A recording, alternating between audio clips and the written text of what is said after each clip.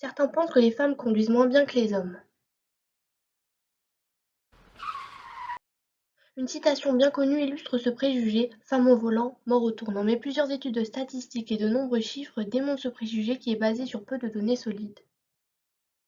Le plan sera composé d'une première partie qui traitera du nombre d'examens finaux du permis passés et réussis selon le genre.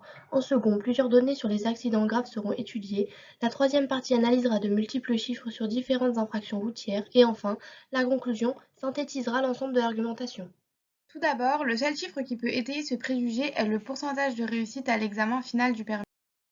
En 2014, 51% des permis sont délivrés aux hommes, contre 49% pour les femmes. La fiabilité de cette donnée peut se confirmer grâce aux informations d'un des documents étudiés. En effet, il y a plus de femmes que d'hommes qui s'inscrivent pour passer le permis. Il est précisé qu'en 2014, 53% des examens sont passés par des femmes. Ces chiffres démontrent que les examens concernent majoritairement les femmes, mais que les permis sont délivrés majoritairement aux hommes. Par déduction, les femmes réussissent moins bien l'examen final que les hommes. Tous les arguments et les chiffres qui vont suivre peuvent contester que les femmes conduisent moins bien que les hommes. Premièrement, l'argument le plus marquant est celui des accidents mortels. En 2019, 84% des accidents mortels sont causés par les hommes. Cela représente une évolution de 3 points de pourcentage entre 2016 et 2019, soit 1 point de pourcentage d'évolution par an. Ces chiffres indéniables montrent bien qu'au fil du temps, les hommes sont plus dangereux sur la route que les femmes. Il est précisé que parmi les 84% des accidents mortels causés par les hommes, 91 sont des conducteurs alcoolisés. De plus, 88,5% des homicides involontaires avec circonstances aggravantes sont commis par les hommes. Cela signifie que l'individu provoque un accident mortel sans préméditation et que sa situation initiale aggrave son jugement. En 2016, parmi les 84% des accidents graves causés par les hommes, 92 sont des conducteurs alcoolisés et 91% étaient testés positifs au dépistage de stupéfiants. Les prochains arguments seront appuyés par de nombreuses études statistiques. Ils parleront des infractions routières de façon générale. En effet, en 2016, environ 90% des conducteurs masculins étaient condamnés pour infraction en conduisant sans permis ou en retrait de permis ou en état d'ivresse.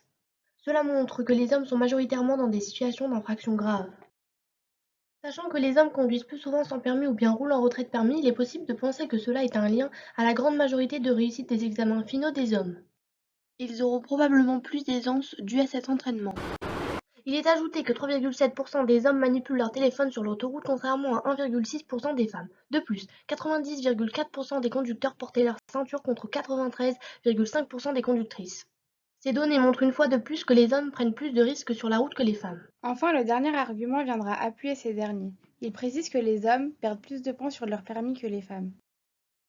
En effet, en 2016, 67% des points retirés appartiennent aux hommes, contrairement à 33% appartenant aux femmes. Cela montre de nouveau que les hommes sont moins sérieux sur la route que les femmes, bien que les raisons pour lesquelles ils ont perdu des points ne soient pas explicitées. Ensuite, 90,5% des hommes ont perdu leur permis probatoire en raison d'infractions. Un permis probatoire est délivré aux personnes ayant perdu leur premier permis pour des raisons multiples. Sachant que les hommes perdent plus souvent leurs points sur leur permis, ils seront plus nombreux à le perdre et à avoir un permis probatoire. Il est précisé auparavant qu'ils perdent en grande majorité leur permis probatoire pour des délits routiers, principalement en raison d'infractions.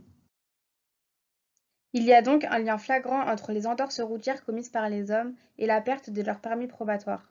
Pour conclure, tous ces arguments ont fini par démontrer que les femmes conduisaient bien mieux que les hommes. Il a été montré grâce aux données statistiques que la majorité des accidents mortels et des infractions diverses étaient causés par les hommes. Le préjugé a donc bien été déconstruit grâce à de nombreuses études statistiques. Pour aller plus loin, il est possible de se questionner sur les origines de ce préjugé.